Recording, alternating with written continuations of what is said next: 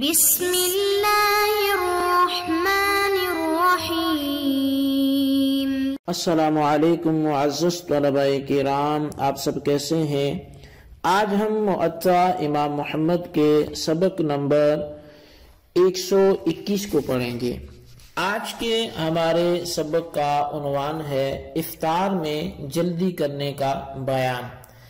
آج کے ہمارے سبق میں ہم دو مختلف اقوال یا اعمال صحابہ کرام کے دیکھیں گے۔ ایک طرف نبی علیہ السلام کا فرمان افطار میں جلدی کرنے کے حوالے سے، اور دوسری طرف صحابہ کرام کا عمل تاخیر کے حوالے سے۔ تو اس کو لے کر کے کچھ لوگوں نے صحابہ کرام پر بھی اعتراض کیا ہے، تو احناف کی جانب سے اس کا جواب بھی دیا جائے گا، اور پھر جو مسلک ہے احناف کا وہ بھی بتایا جائے گا کہ ہم کس چیز کو بہتر سمجھتے ہیں۔ تو اب اس حوالے سے جو ہے وہ باب تعجیل الافطار سے ہمارا سبق شروع ہوتا ہے۔ تو اس کا مطلب یہ ہے کہ یہ باب افطار کے جلدی کرنے کے حوالے سے ہے، اور اس میں پہلی حدیث امام محمد رحمۃ اللہ علیہ وہ لے کے آئے ہیں کہ اخبرنا مالک حدثنا ابو حازم بن دینار عن سہل بن سعد ان رسول اللہ صلی اللہ علیہ وسلم قال لا يزال الناس بخیر ما عجل الافطار، کہ امام محمد فرماتے ہیں کہ ہمیں امام مالک نے حدیث بیان کی، اور وہ کہتے ہیں کہ ہمیں ابو حازم بن دینار نے سہل بن سعد سے حدیث بیان کی کہ نبی علیہ السلام نے فرمایا کہ لوگ جب تک افطار میں جلدی کرتے رہیں گے اس وقت تک وہ بھلائی پر ہی رہیں گے۔ قال محمد تعجیل الافطار وصلاة المغرب افضل من تاخیرہما وهو قول ابی حنیفہ رحمۃ اللہ علیہ والعامۃ۔ امام محمد فرماتے ہیں کہ افطار میں اور نماز مغرب میں جلدی کرنا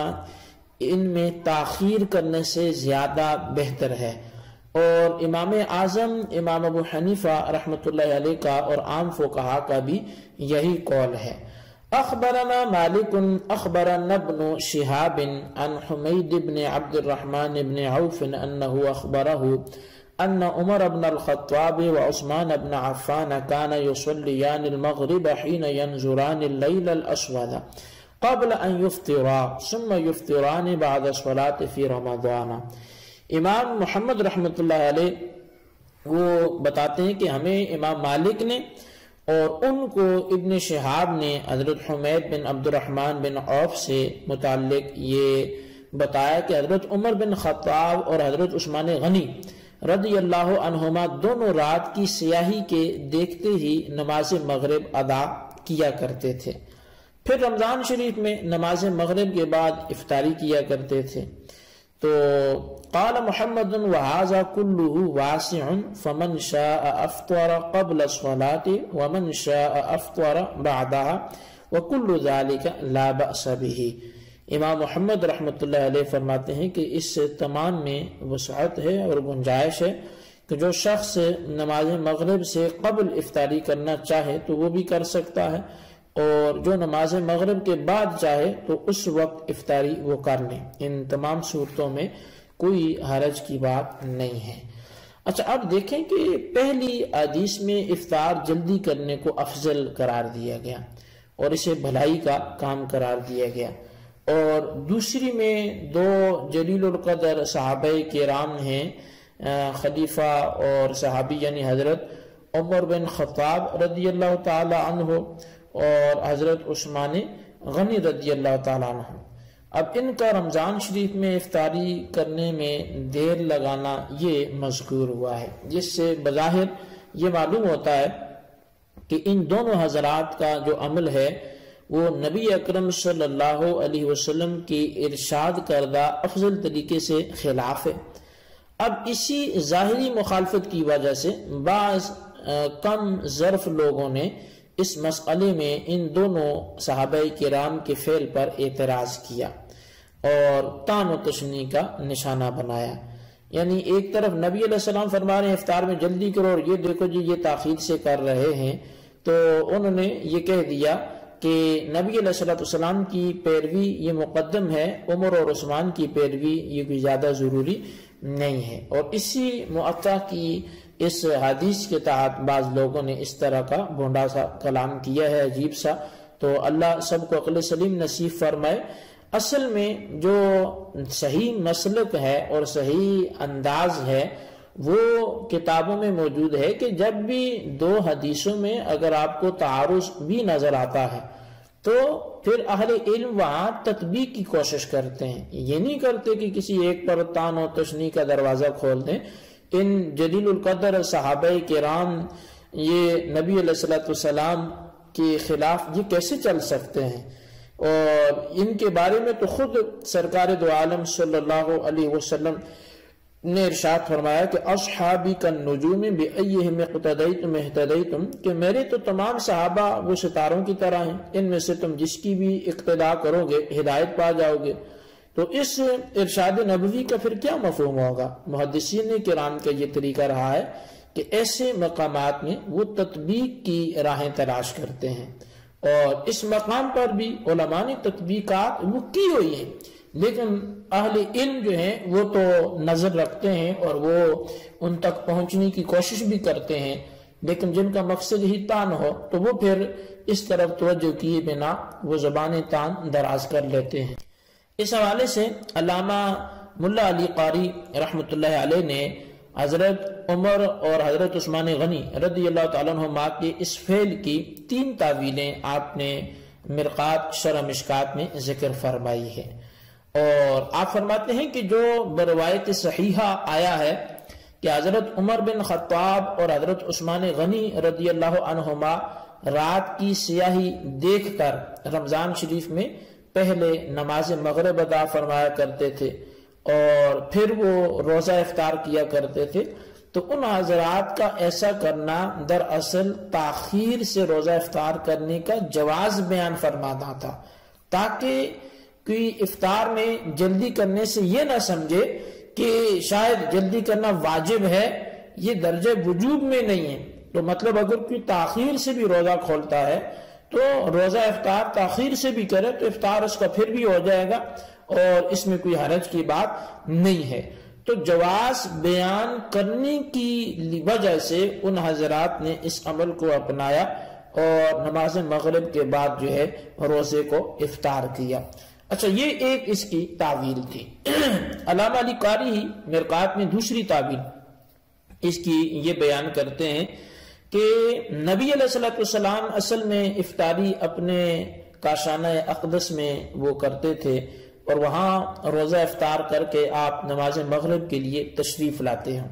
اور ہو سکتا ہے کہ یہ دونوں عظیم صحابہ کرام یہ مسجد نبوی میں ہوں، اور اس وقت ان کے پاس روزہ افطار کرنے کے لیے کھجور پانی وغیرہ کچھ نہ ہوتا ہو، تو اس لیے یہ پھر روزہ نماز کے بعد افطار کرتے ہوں، تو یہ بھی ایک وجہ ہو سکتی ہے۔ یا پھر تیسری تعویل اس کی یا تطبیق کی راہ وہ علامہ علی قاری نے یہ بھی بیان کی کہ یہ بھی وجہ ہو سکتی ہے کہ ان دونوں حضرات کی حالت وہ غیر معتکف کی ہو، اور ان کی رائے یہ ہو کہ مسجد میں معتکف کے علاوہ دوسروں کے لیے چونکہ کھانا مکروہ ہے، تو لہٰذا اس لیے یہ افطار کا وقت مغرب میں نماز کو جلدی پانے کی غرض سے وہ مسجد میں ہو جاتا ہو، اور افطار اس وجہ سے نہ کر پاتے ہوں کہ مسجد میں کھانا پینا نہ ہو جائے، اور پھر نماز مغرب کے بعد یہ حضرات پھر آ کر افطاری کرتے ہوں۔ تو یہ تعویلات جو 3 تھی یہ علامہ علی قاری رحمۃ اللہ علیہ نے ذکر فرمائی، اور ان تینوں باتیں جو ہیں یہ ایسی ہیں کہ جن کی وجہ سے روزے کی افطاری میں تاخیر کوئی معیوب بات نہیں ہے، اور نہ ہی اس سے نبی اکرم صلی اللہ علیہ وسلم کے ارشاد گرامی کی مخالفت جو ہے وہ بنتی ہے۔ اب ان دونوں جلیل القدر مجتہد اور خلفاء صحابہ کرام کا یہ عمل جو ہے وہ زیادہ سے زیادہ افطاری میں افضل کے خلاف ہے، کوئی واجب کا ترک لازم نہیں آتا کہ جس کی وجہ سے انہیں نبی اکرم صلی اللہ علیہ وسلم کے ارشاد گرامی کے مقابل وہ کھڑا کیا جائے، بلکہ ان حضرات نے تو مقتدا ہونے کے پیش نظر عام مسلمانوں کو افطار کے بارے میں وجہ بیان کرنا ضروری سمجھا، تاکہ لوگ یہ سمجھ جائیں کہ افطاری میں تاخیر کوئی گناہ کا کام نہیں ہے۔ یہ تو اس وقت ہوگا جب انہوں نے جان بوجھ کر جواز سمجھانے کی خاطر ایسے کیا، اور یہ بھی ممکن ہے کہ ان دونوں حضرات نے مجبوراً ایسا کیا ہو، اور مجبوراً کی دو صورتیں ہیں جو علامہ علی قاری نے بیان فرما دی ہیں۔ اول یہ کہ افطاری کے لیے کوئی چیز ان کے پاس نہیں ہوتی، اور نبی علیہ السلام ایک آدھ کھجور یا پانی کے گھونٹ سے افطاری فرما کر نماز پڑھانے تشریف لے آئے۔ اب انہیں اتنا وقت ہی نہیں ملتا کہ نماز سے قبل گھر جا کر کچھ کھا پی کے آئیں، لہٰذا نبی علیہ السلام کی اقتداء میں نماز پڑھنے کو غنیمت جانتے ہوئے اسے پڑھ کر پھر فراغت پر یہ روزہ افطار کرنے کو پسند کرتے تھے۔ اور پھر مسجد میں یہ بھی ہو سکتا ہے کہ کھانا پینا یا جائز نہیں سمجھتے ہوں، کیونکہ حالت اعتکاف میں نہیں ہوتے تھے، تو پہلے نماز ادا کرتے پھر باہر تشریف لے جا کر روزہ افطار کرتے۔ تو اب جب اتنی بڑی یہاں پر توجیحات اور وجوہات اور تعویلات موجود ہیں تو پھر ان پر سیدھا تان کرنا وہ کاہے کا انصاف ہے۔ پھر مشکات شریف میں بھی اس طرح کی ایک روایت جو ہے وہ امام طیبی نے ایسی ہی تعویل کے ساتھ وہ ذکر فرمائی ہے۔ ان کے حوالے سے مشکات شریف میں ذکر کی کہ ابو عطیہ بیان کرتے ہیں کہ میں اور مسروق دونوں حضرت عائشہ صدیقہ رضی اللہ تعالی عنہا کے خدمت میں حاضر ہوئے، اور ہم نے عرض کیا کہ اے ام المؤمنین، حضور نبی اکرم صلی اللہ علیہ وسلم کے دو صحابی ایسے ہیں کہ ان میں ایک افطار کرنے اور نماز مغرب ادا کرنے میں جلدی کرتے ہیں،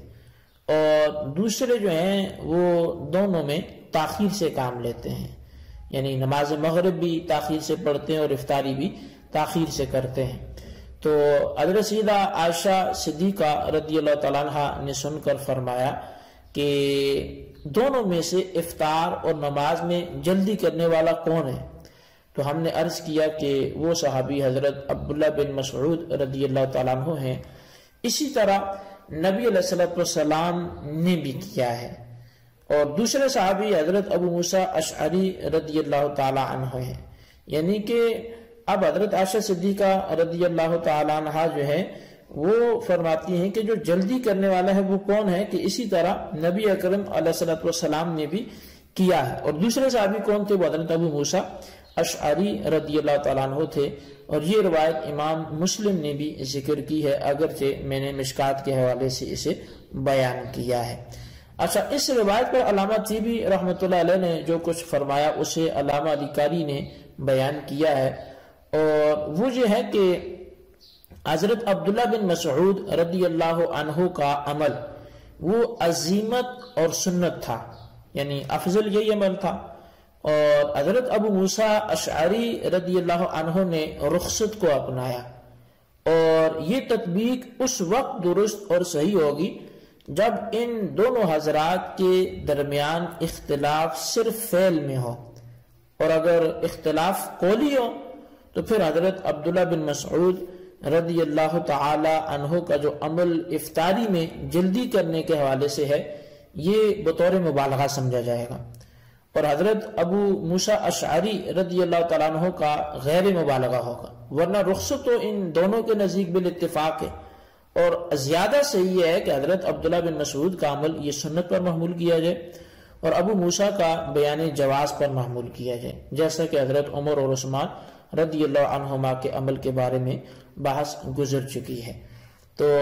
محترم طلبہ کرام، معلوم یہ ہوا کہ نماز مغرب ادا کرنے کے بعد افطاری کرنے میں جواز کا کوئی بھی مخالف نہیں ہے، صرف افضلیت کا ترک جو ہے وہ لازم آتا ہے، اور وہ بھی مخصوص حالتوں میں۔ مذکورہ 3 عدد جو توجیحات ہیں اس کے علاوہ بعض علماء کرام نے حضرت عمر اور عثمان غنی رضی اللہ عنہما کے مذکورہ عمل کی ایک اور بھی توجیہ بیان فرمائی ہے، اور وہ یہ کہ معمولی سی کسی چیز کے ساتھ روزہ کھولنا تو یہ دونوں حضرات نماز مغرب سے پہلے ہی کر لیتے تھے، لیکن سیر ہو کر اور پوری خوراک کھانا یہ نماز مغرب کے بعد ہوتا تھا، لہٰذا مکمل اور سیر ہو کر کھانے کو افطاری سے تعبیر کیا گیا ہے۔ تو بہرحال حضرات صحابہ کرام سے ایسے عمل کی توقع کرنا جو نبی علیہ السلام کے ارشاد گرامی کے خلاف ہو، یہ بالکل غلط ہے۔ اس لیے جو ہے وہ جن نام نہاد حدیثوں کے شارحین جو ہیں وہ تشریح کرنے بیٹھ جاتے ہیں، انہیں بھی یہاں پر غور کرنا چاہیے کہ جن عظیم المرتبت جلیل القدر صحابہ کرام کے خلاف ہم بات کر رہے ہیں، ان سے تو اس کا دور دور تک تصور بھی ممکن نہیں ہے۔ بہرحال جو بیان ہوا مسئلے کے حناف کی طرف سے یہی صحیح اور راجح ہے۔ اللہ ہمیں اسی پہ عمل کرنے کی توفیق نصیب فرمائے، آمین بجاہ النبی الامین صلی اللہ علیہ وسلم۔